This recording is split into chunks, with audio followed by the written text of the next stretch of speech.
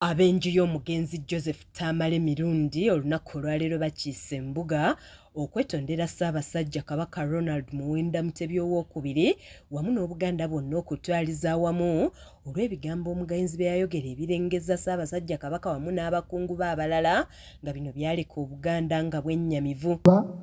Taata otuwulirize tuze okwetonda mu maaso go mutabani wange byakola oba muzzukulu wange obutusonyiwe ffenna sibe tuli ate n'ekirala bondaba abaana abo balaba mbasigaddemu bw'omu baatulala abaana 15 naye nsigadde omusajja ogu n'omukazi omu bonna baganda baki bafu.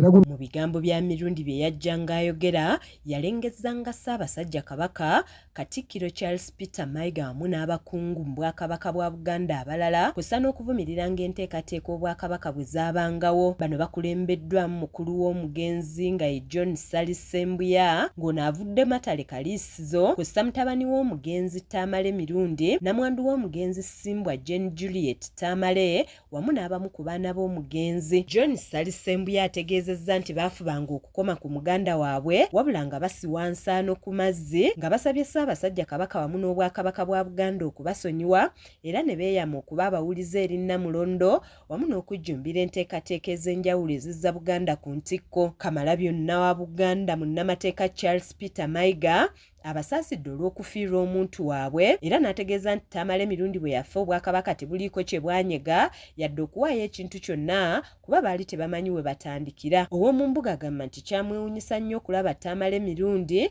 nga yeefuulira Obwakabaka obwamuwola era ng'okufuna ekifo mu gavumenti eya wakati yatandikira mu Buganda ng'akolera ku leediyo ya Ssaabasajja eya CBS kyokka ne kibeewuunyisa okulaba ate ng'abwogerera ebikikinike. Wano Katikkiro waasinzidde n'akuutira abavubuka mu Buganda okuba beegendereza ennyo nga bakozesa emikutu emigatta bantu kuba gisobola okubabeerera egy'obulabe mu maaso. Tukubiriza abakozesa emitimbagano naddala abavubuka weewaawo Tamale teyali muvubuka nnyo naye abavubuka okwegendereza omutimbagano kuliko emikisa miyitirivu. Osobola okugenda okusoma abaagadde okusoma bangi nnyo kaakati abamu tikikyetaagisa nagenda mu matendekero eyo wabulaayo osobola okusomera wano ng'oli ku mutimbagano n'osoma oyo anaamanya omugaso gw'omutimbagano ajja kugufunamu naye zimusanze agukozesa mu ngeri etali ya bwegendereza kubanga omutimbagano tegwerabira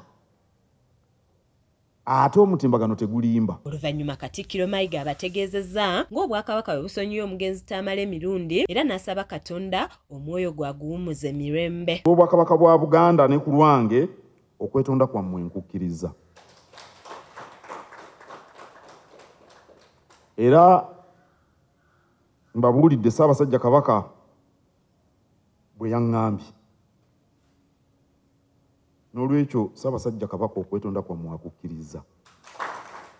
Kiza Peter yakusakidde eggulire lino ku Rakes TV Agale.